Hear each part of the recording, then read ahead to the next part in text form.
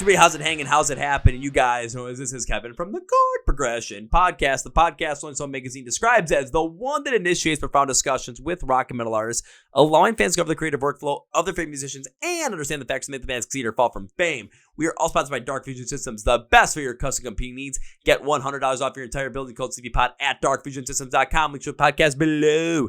We are going to our feature presentation.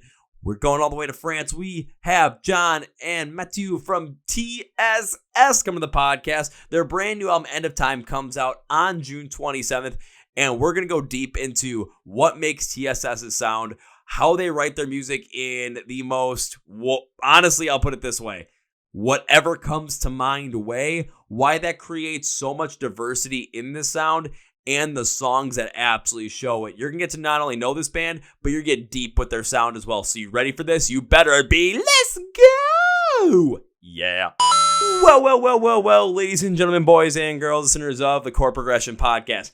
It is absolutely clear that heavy music is absolutely on the up and up in terms of popularity, not only with all of us in the heavy music scene, but even in pop culture as well. And the reason behind that is because it is no longer like stale or just the same old. There are so many bands mixing so many different things together in so many incredible ways that it is more accessible than ever. And this band is one of those bands. Not only are they have a modern metal style, but they mix emo in there, metalcore, alt rock, synthwave, funk, neo metal. I mean, there is so much going on here that this band has done it all, doing it all, and there's still even more to come with a brand new album called End of Time coming out on June 27th. Let's make sure you get into the band if you are not into them yet. And if you are, well, you're going to enjoy this conversation. So please welcome John and Mattieu from TSS to the podcast. So gentlemen, welcome to the Chord Progression Podcast. Hey, what's Hello, up? hello. Hello, guys. How are you guys doing today? As, of course, we are getting ever closer to the release of your brand new album. Yeah, I'm so excited about it. Like, the collaboration with Fearless has been um, very great. Really, we went into so much good stuff with this kind of people, and I can't wait to see the result of all this hard work with them. So yeah. Yeah, I'm also very excited but feeling tired because uh between all of this we're also working so much on getting our live performance ready and playing live shows and stuff. Um and like the actual release will also be in the middle of a tour, and yeah, it's hard to handle all the live aspect and the album release aspects at the same time, but very excited. Very, very excited. Yeah. But at the same time, wouldn't you want to have all this excitement happening than nothing happening at all and being, especially as artists, just sitting there stagnant? We don't want to see any of that. We want to see you Yeah. guys growing and thriving and, of course, getting as much great music out there as possible, not only for us to enjoy, but for you, of course, to feel absolutely fulfilled as creatives. Yeah, you're right. You're right. That's just in this moment, we're very tired, but we know it's for the best. Like things are happening, and that's for the best for sure. Oh, absolutely. There's a lot of times where I'll even, on weekdays or weeknights when I'm supposed to work the next morning, go to shows, in different cities just because I have the thought process of, yeah, I know I'm going to be tired. Yeah, I know I'm going to be exhausted. But I'm going to remember going to the show. I remember doing all these things more than I remember getting a good night's sleep and going to work the next day. Yeah, So sure. give it, till like the middle of July or once that tour is over, you're going to think this was all worth it. And you're going to remember the time and the story and the success rather than the tiredness in the end. Yeah, totally. That actually what happened to us yesterday because we went to a show with the Fearless Record team, and yeah, Well, then who'd you guys go and see? I went to we see Make saw. Them Suffer. Make Them Yeah. Suffer, and If Not For Me. They were playing in Paris, and it happened that the some of the people working in Los Angeles for Fearless Record were also in Paris at that same moment. So we just went to the show together, and it was so much fun. All right, then I got to ask this question because I've had Make Them Suffer on the podcast before, but we know what Make Them Suffer is like. We all know what they are about, and we all know the great show they can put on. If not for me, they've been on the podcast like 3-4 times. I'm good friends with the drummer. I'm good friends with the guys in the band as well. So I want to know, what did you guys think of If Not For Me? I think they were really good. I think the vocals are really amazing live, like really in tune and really powerful. And it's really high pitched, so it's really I was really impressed. And they had a great sound, really precise sound, so it was really good. And Make Them Suffer was definitely something else. Like it was powerful, violent, and it sounded great. They all play and sing and scream very well. It was really amazing to see. Yeah. Powerful, violent, all amazing to see. Sounds like my kind of Yeah. show. Well, when Make Them Suffer was over here, I went to go see, and it was just that exact same way. So glad to hear they're keeping it consistent, but love the love for If Not For Me as well. Anything we do to keep getting more great bands, more notice, that's what we're going to keep doing. And I'm glad you guys are getting that notice as well. John, I do want to jump to you, though, because you were talking Yep. about a collaboration you guys had that was really bringing a lot more positivity to the band. Can you talk about that and let us know what's been going on there? We never had that much opportunities before with great people to work with, great concerts, great tour that we're preparing, and yeah, they're helping us on every aspect.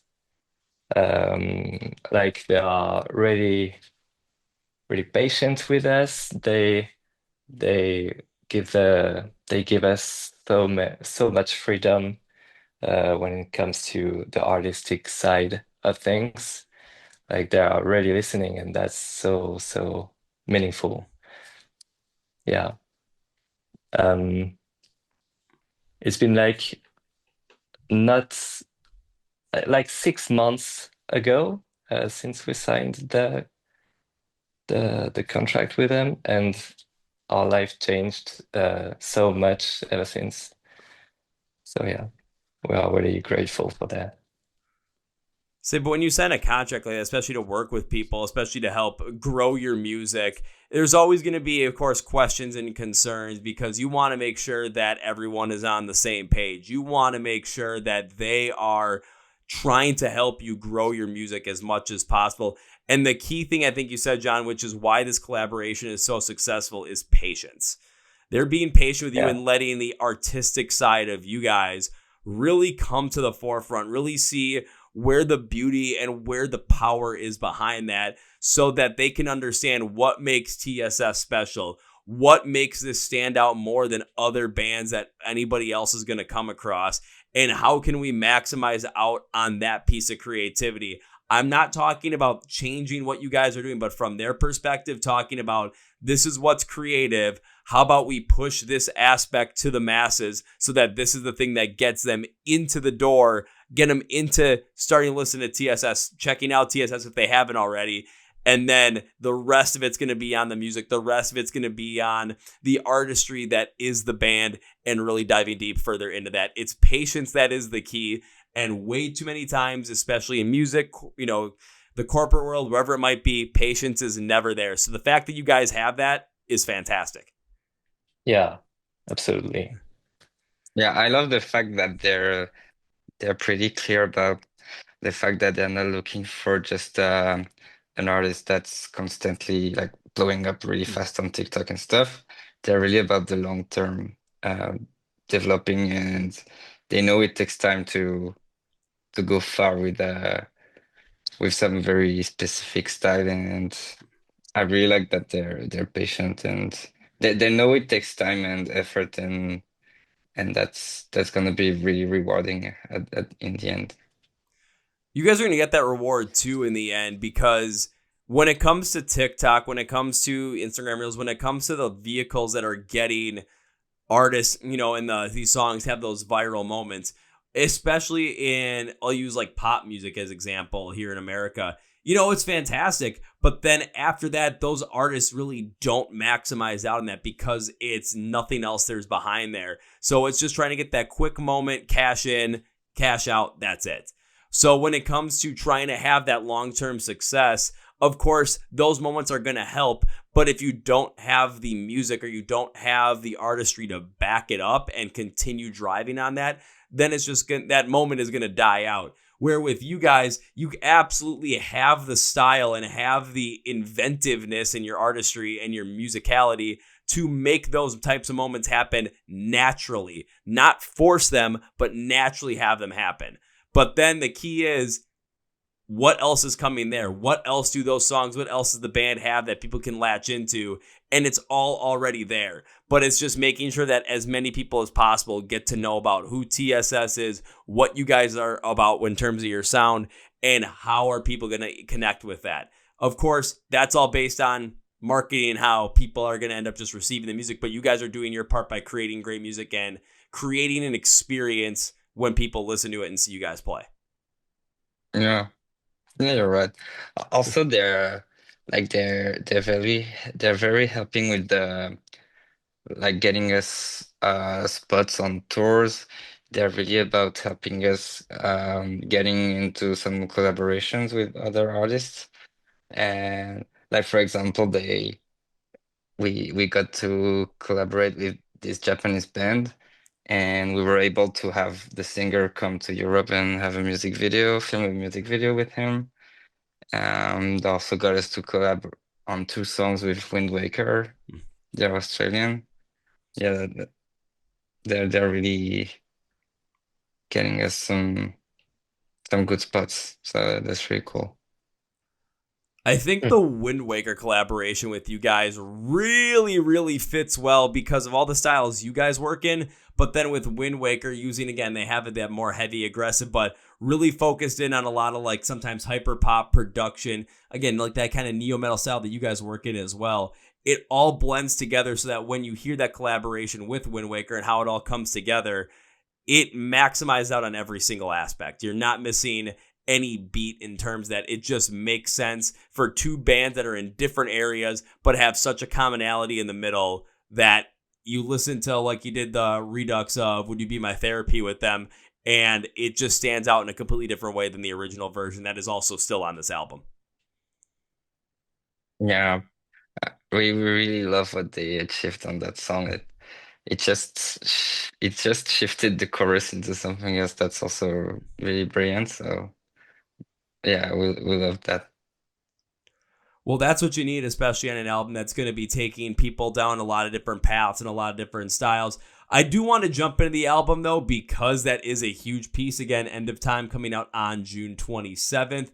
You guys go through a lot of different ideas here. You guys work through a lot of different stylings here. When it came to writing this album specifically, what was that process like? So all of us can get an inside look as to how TSS creates this kind of magic. The composing process uh, was a mess actually, because we don't have any clear path to create a song. Sometimes it comes from a top line, sometimes it comes from an instrumental, sometimes it comes from a type beat, and we just sometimes we just heard a new song, a new genre that we wanted to try. So we were like, okay, we gotta do a song with that energy, and then we start from there, you know. But yeah, we don't have a clear process.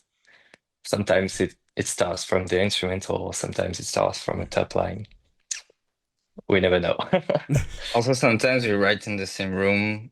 Sometimes we write really on our own. So there's no Yeah, really no not precise routine, but still we are the two main writers, yeah, and it's just the two of us on the writing side. But yeah, there's not we don't have a routine, and sometimes we spend weeks without writing anything. Sometimes we spend a month on a single song. Sometimes a song can be done in few days. It's really there's just, yeah, we don't have a routine. We don't have a precise routine, you know? That actually makes sense for this album when you go through it. And for that type of composing structure and writing style, of course, no matter what structure style you go with, there's going to be negatives and positives to it. I mean, the kind of clear negative is there's no specific like way to start building off a song and let it go, but then that just kind of impedes the time that this can happen. But again, this is where patience comes into play, because when you guys have so many different inspirations, different ideas, and you're just waiting to try and create something and letting the moment dictate itself, letting the style dictate itself, letting the passion dictate itself.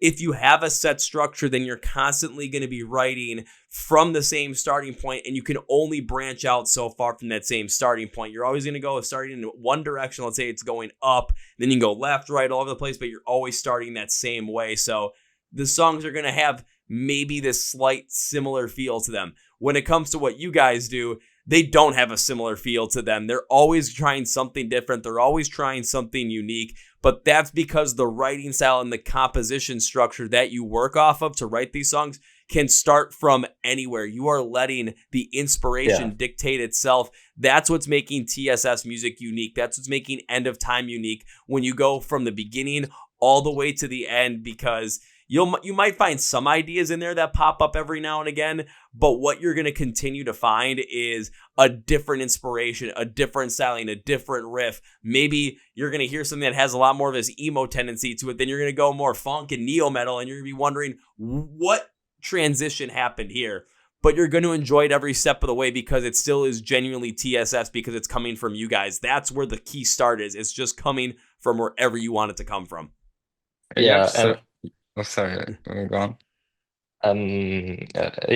Just go ahead. Yeah, I just wanted to say, you're absolutely right. And when we write, since we started the band, in one single EP or album, we always make sure each song has its own taste or own feeling. Yeah, And if two songs are too similar, then we will just drop one of them. we will just back on one and we really want each song to have its own taste, basically. Yeah. And I wanted to add that at least personally, I hate doing the same thing twice. And when I write a song, it feels like an achievement, and I don't want to do it again, at least not in the same way. I don't want to use any working recipes, and do the same song twice. So I have to try another genre, sorry, or another BPM, another instruments. I need to find something new every song.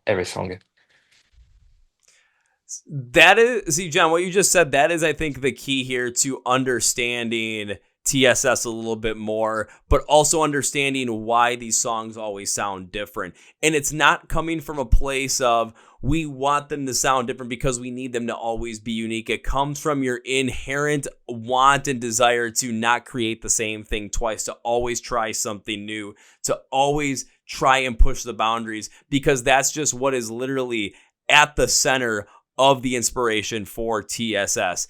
So when we understand that, especially as fans, especially as lovers of music, now we can have a different appreciation for every single song that's on there. Like you said, try a different, maybe focus on a different instrument, maybe try a different BPM, maybe try a different inspiring sound that you want to throw in there, maybe put in some different vocal lines and vocal progressions just to make it stand out in a different pattern. It could be literally anything, but we are seeing that the core of the creative piece of it is the fact that you guys just want to keep trying different things, and you don't want to make the same thing twice because you don't want to get bored with it.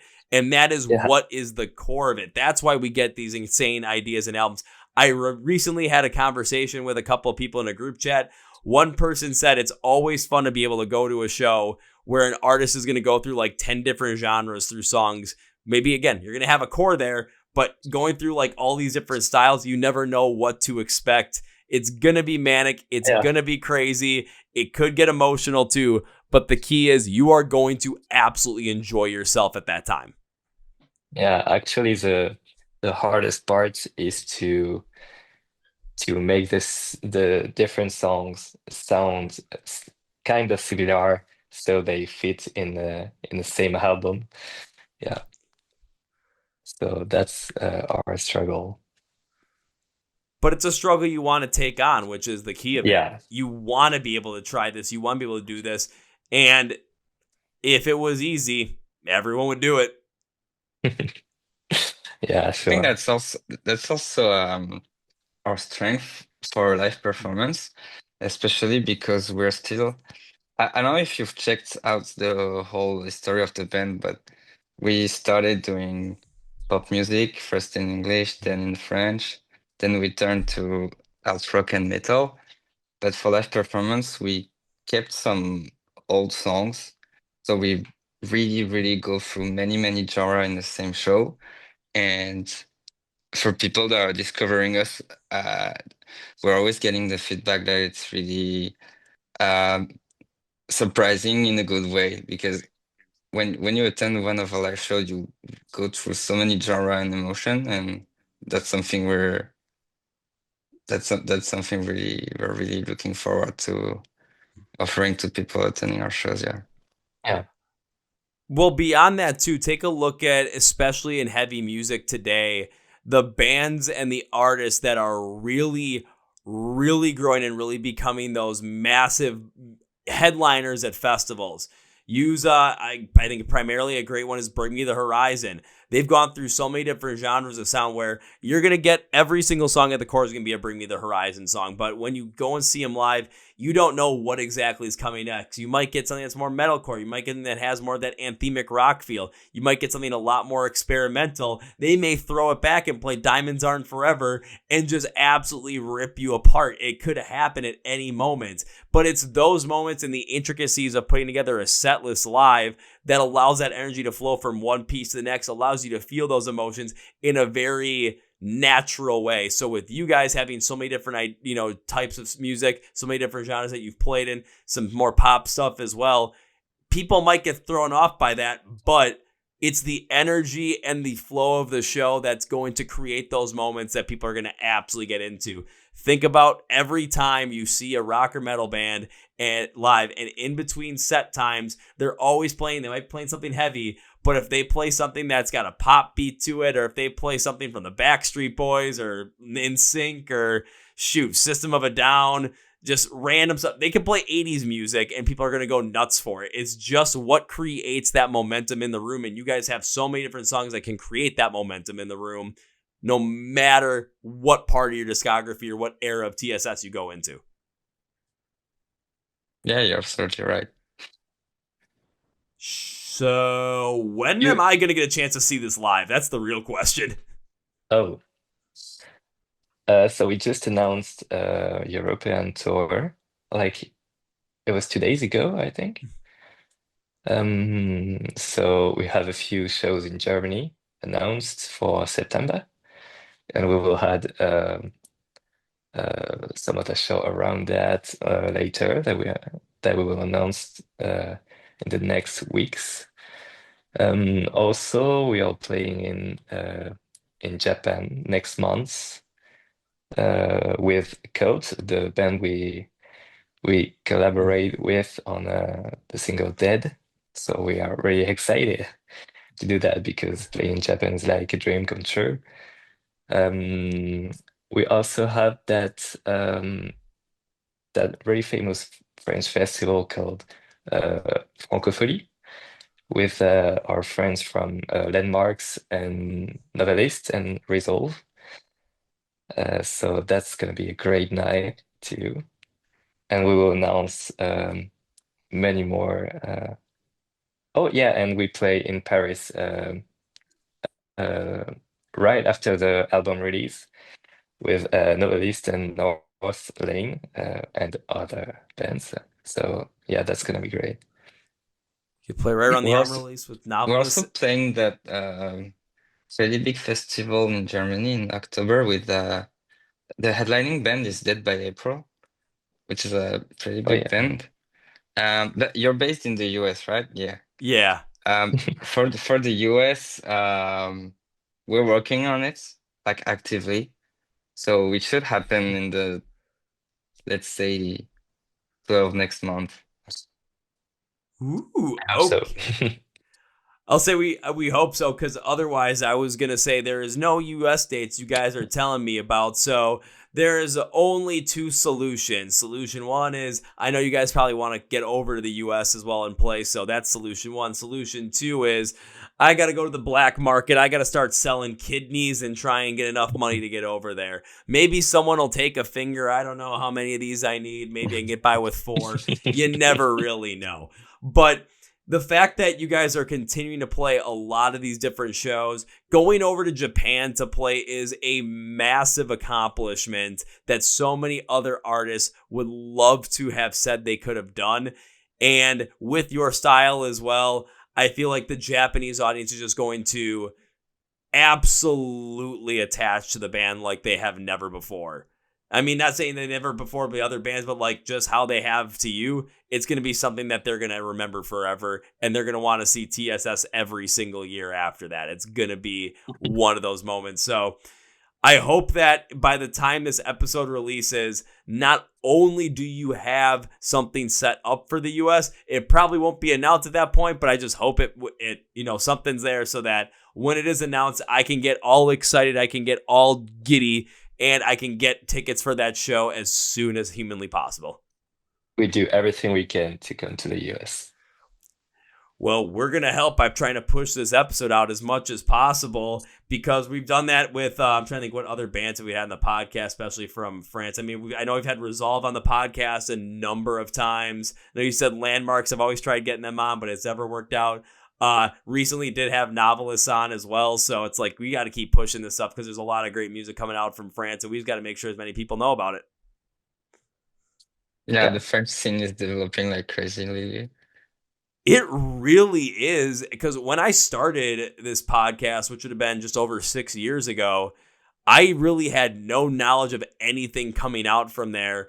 And now it's, Novelist is someone that people absolutely know all the time. Landmvrks has become pretty big over here in the U.S. Resolve is finally making their way over here. Of course, the Olympics in 2024 and what Gojira did absolutely helped put a lot more notice on it. But it's been fantastic to watch that rise of the French heavy music scene pretty much, I would say, since late 2020, beginning of 2021, when I first got my first real look at it. Yeah. Yeah, and right. Landmvrks just released an album a few days ago, and the stats are crazy. So it shows that French metal artists have their place in the market. So that's and they just announced a US tour, and they're bringing Resolve with them. Oh yeah. Yeah, it's they announced it the day before we recorded this episode. It was Landmvrks, Thornhill, Silly Goose, and Resolve. And the funny thing was I had Jacob from Thornhill record with him the day before this when they announced it. And I'm just like, well, this is just great, isn't it? Yeah. So inspiring, yeah. It's inspiring, and maybe, you never know what happens if they need a 5th band on there just to increase the fun. Just drop a little TSS in there. Let's have some fun with it. Yeah, that would be great.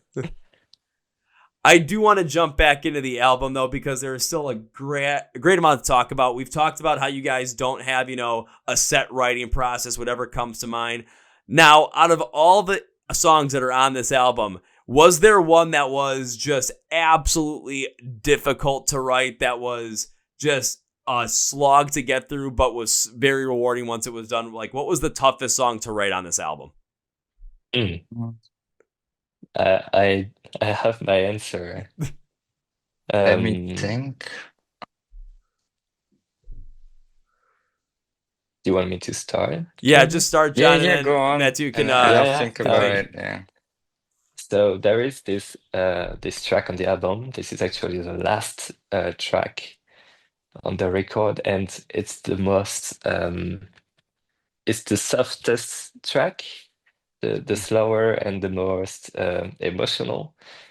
And we actually start started to compose that track like I would say 5 years ago, and we rebuilt the track entirely just for the album because we wanted to. We absolutely loved how the chorus on that track sound, and we didn't want to lose it, so we just rebuilt it, and we have that track in the working process for like 5 years now, and it evolved so much and so many times that we could have never imagined um, starting the composing process of the track, that we will take so much time to finish it. But now the track is finished and it's absolutely perfect in my eyes. So yeah, we never took we never work so hard on a single song before. For me, I would say it's the song Killing Me, but for a different reason. It's just that I remember um, the recording process of my vocals took just so long. It took forever. I remember going to my parents' home to the countryside while they were not here. And I don't know, maybe it took like 2 weeks just to finish the lyrics and track the vocals because I wanted them to be perfect. Like I wanted every word to sound powerful and stuff. And I remember spending all my days for like maybe 2 weeks straight. And I was so exhausting and I was becoming literally crazy at the end of the process. Like, but now if when I listen to it, I'm like, okay, I would not do single notes differently. But yeah, the recording process actually made me go insane. Well, I'm glad it didn't make you go too insane to the point where you're still here able to talk about it. That's really what the, success of this song is, especially writing it from, I would say, your perspective. Yeah, but now I'm good with it. I can listen to it without getting PTSD or anything, so I'm all good.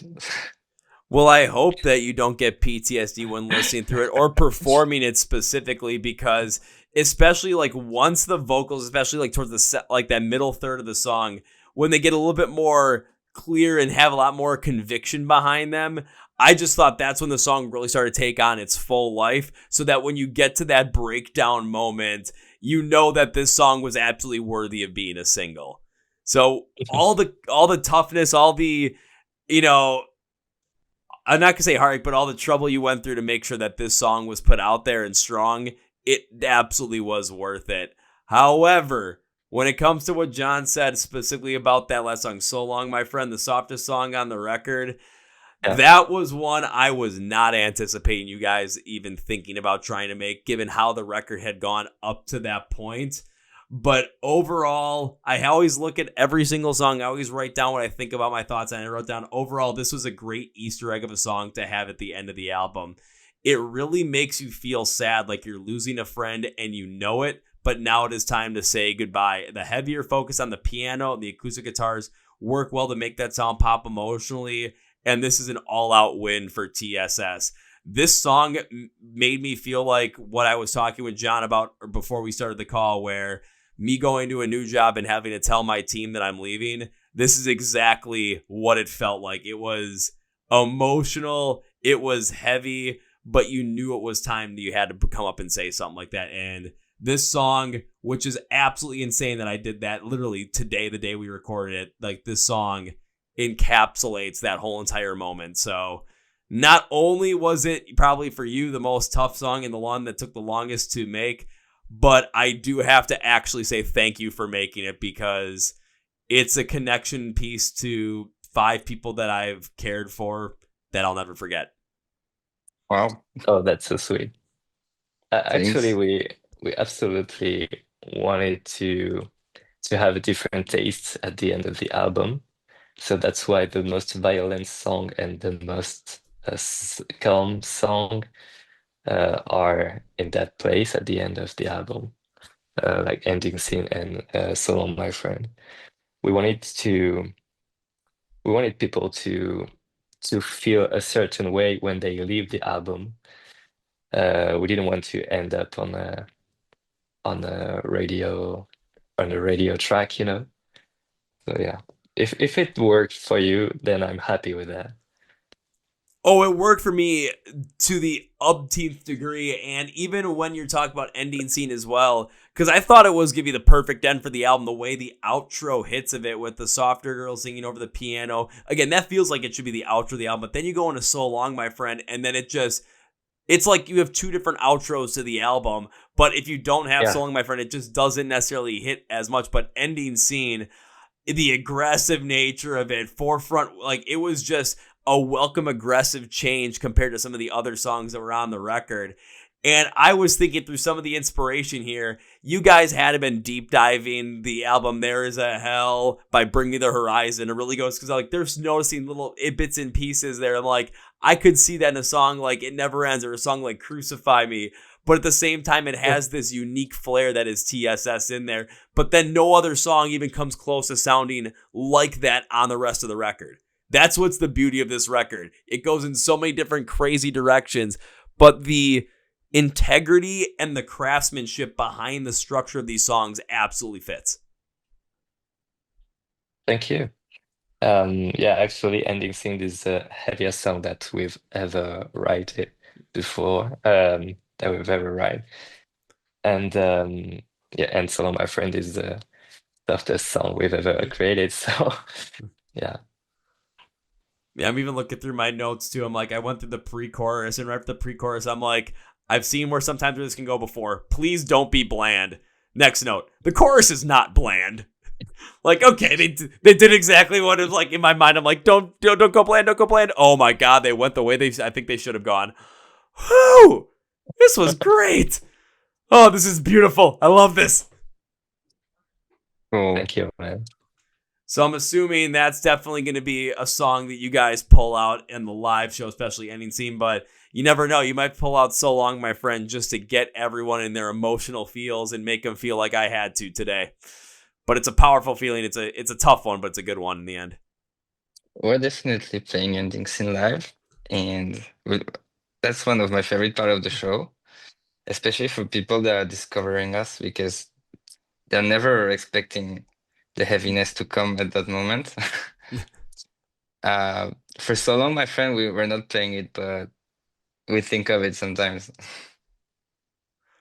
I mean, maybe it comes a time where it's all of a sudden maybe, the set times work out. You get an extra song to be able to throw in there. And all of a sudden you end with ending scene. Then you come out and end with "So Long, My Friend." And people are wondering, what the heck did I just go through? But I just got done hitting people. Now I feel like I don't want to leave, see this band go. Please don't leave. We need more music. Please don't go. Yeah. But that, again, that's the beauty of this album. Okay, so now I'll try to think some other good things I normally ask, which is one of these things. I have looked at this album, of course. I've gone through everything. We've talked about some great songs as well. We've talked about a couple of the singles, and of course, we've also talked about "So Long, My Friend," which is not a single at the moment because there's only 4 at the time of recording this. Instead of me asking you a question about what your favorite song is on the record, these songs go in many different directions. Plus, trying to ask you to pick a favorite song would be asking you to pick a favorite child. That's just something that people do not like to do. But I'm going to ask you a different question. So there's a number of songs that are going to be released on album release day on June 27th. Of those songs, which is the song you are most excited for people to hear and why? I think for me it's So Long, My Friend, but beside this one, mm, I think that In the Haze We Hide um, is a really different sound. It's something we never did before, like from uh, from a bigger margin, you know. So I'm curious about what people will think about this track, especially. This is more like it almost feels like pop punk in a way. Hmm. What is yours, Kirby? Um, so I'm also really looking forward to knowing what people think of So Long My Friend, because it's such a unique style we've never tried before.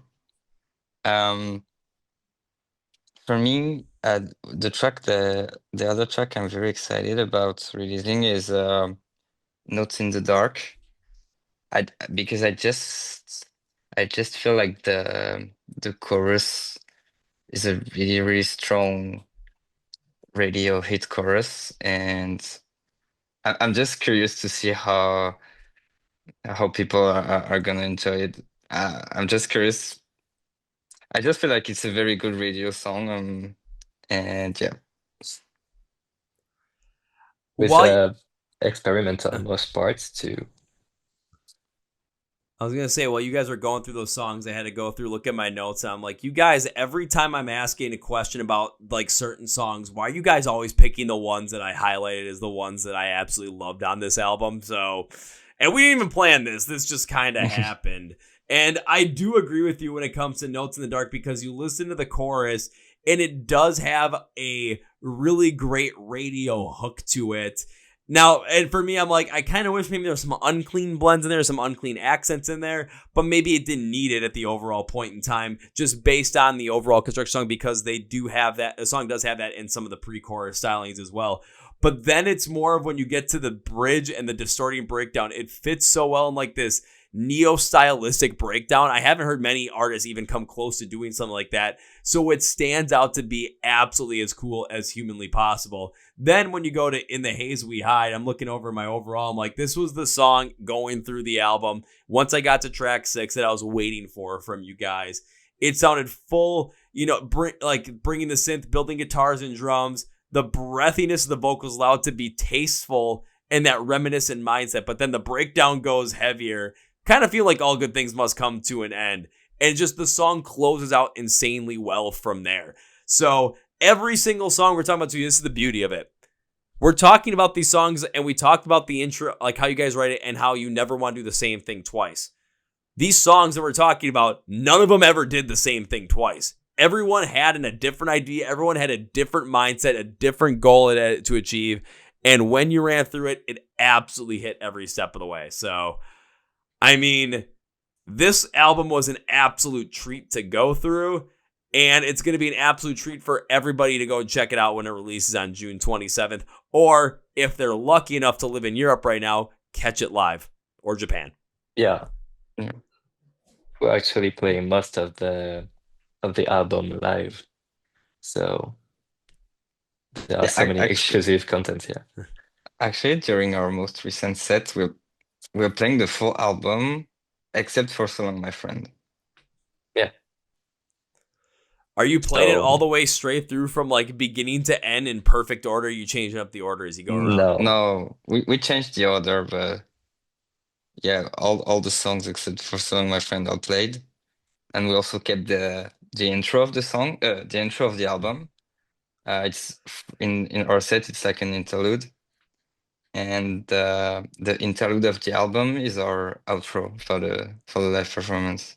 Ooh, okay. Now that makes a lot of sense and even amplifies to it, because when you close out if you close out after ending scene, then you let that interlude take you out. Absolutely makes sense. But then the interlude that leads you into Notes in the Dark, yeah, that makes the perfect idea to lead the song and lead the charge for the overall live performance to start as well. Yeah. Also, we wanted to end on Something in the Way. Something in the Way is actually the last track we played live, because we wanted to end on the really heavy stuff to let people with a different taste. And yeah, we wanted to leave the stage with a dark atmosphere. So that's why we don't end with Solo My Friend. It would be uh, a bit too sad to live on that track. Well, it would just depend upon the show and depend upon the audience expectations. Just, you never know what might hit. But if you're ending with, some way end heavy and end with a darker side of it, if I really wanted to, I could just end this episode right here. Just be like, we're going dark and that's it. Yeah. And now I pull my hand away and it's like, camera's got to reorient to the light. What is this madness? Where am I? I don't know. But I'm incredibly excited to see what happens when this album releases. I'm incredibly excited to see what TSS does in the future. Again, you guys spoke heavily on these shows they're going to be playing throughout Europe, Japan, potentially in the US as well. So everyone should definitely go and check out TSS when you get the chance, and check out End of Time when it releases. But guys, before we wrap this up, I have one more question I want to ask you. This is something I've been asking every single artist for the past 2 years. It is a way for us as music lovers to get to discover more great music, and for you guys to help support the music that you love. Now, I always limit it to 3 because otherwise we'll go overboard. But between the two of you, can you give me 3 bands or artists that you love that you would love to see more people get into right now? I think we both agree on Cult.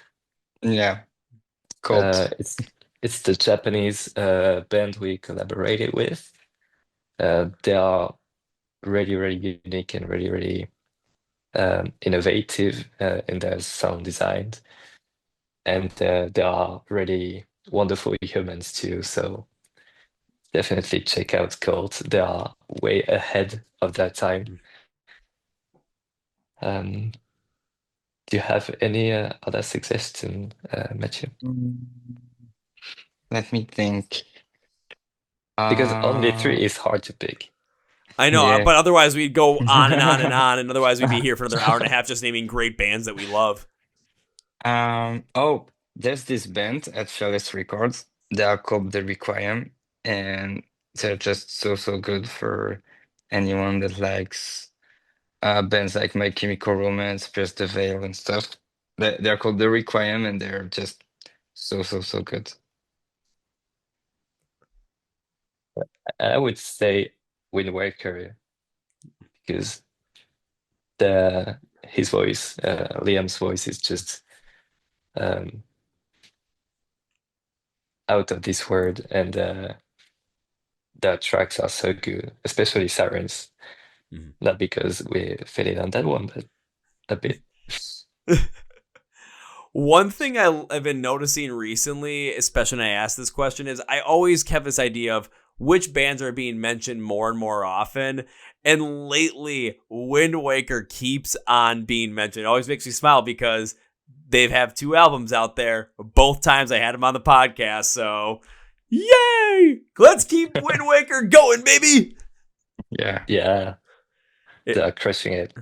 It excites me. They're crushing it, and we're going to keep seeing them crush it along with TSS to continue keep crushing it as well. So, guys, I want to thank you for taking the time today to join us in the Chord Progression Podcast. For everybody listening, we're going to end with these 3 specific things.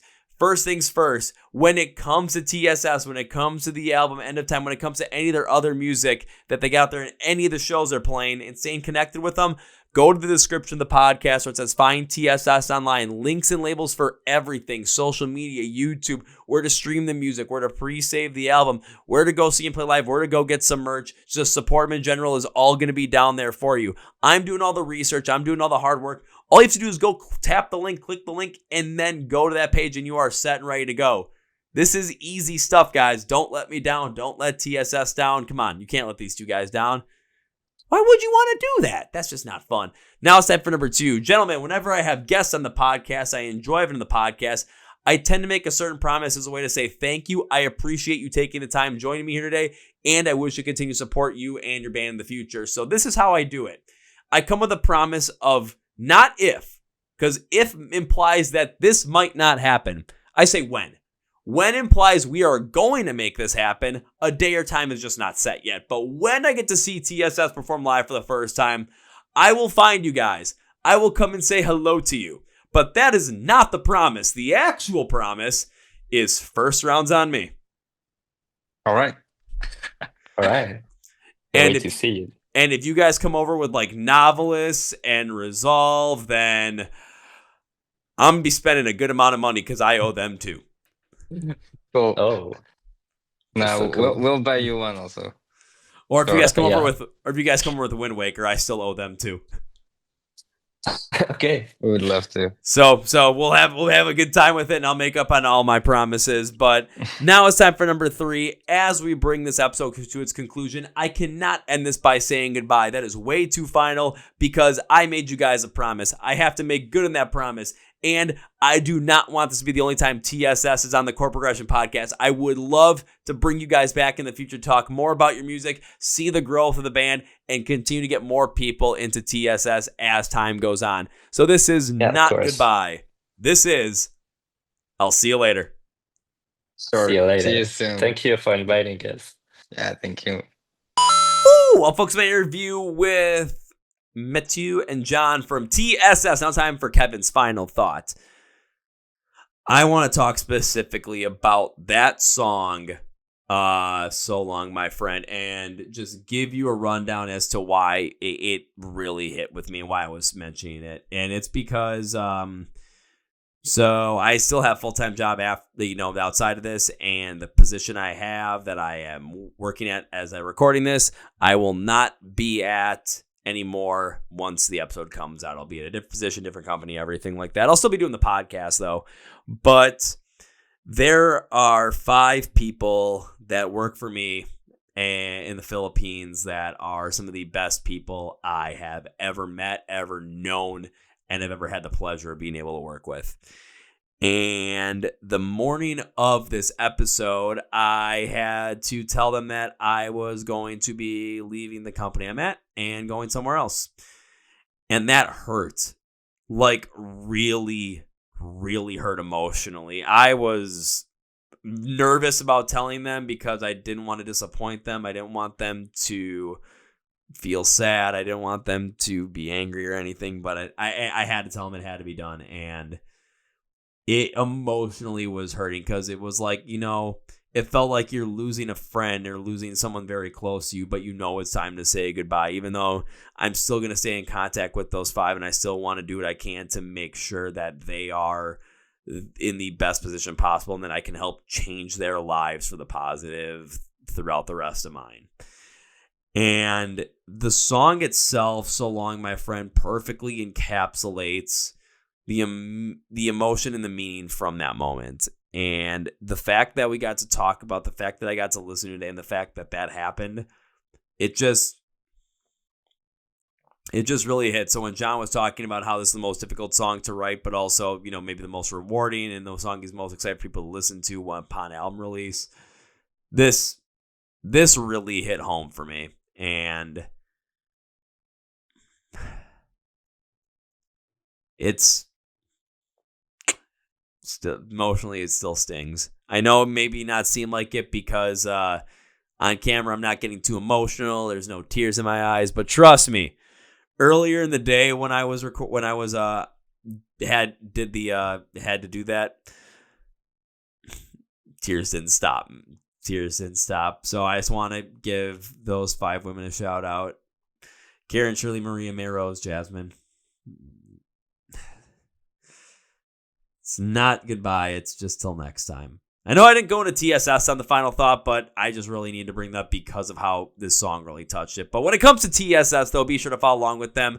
Facebook, Twitter, Instagram, TikTok, YouTube, wherever social media platforms, where you can find their music, where you can stream it, where you can see them play live, and where you can get some merch, support them. All links to your podcast below. You can follow us, Facebook, Twitter, Instagram. Those links are down there as well. Hit subscribe right down here. If you're on YouTube, hit the follow button or subscribe button on Spotify or Apple Podcasts. Hit the like button. Help push these episodes so more people can know about these bands and these podcasts as well. So that's going to be it for me today, guys. That's going to be it for today. Thank you for watching, listening to the Chord Progression Podcast. My name is Kevin, and you guys know how I end every single episode. The big, healthy, and hearty. See ya! Yeah!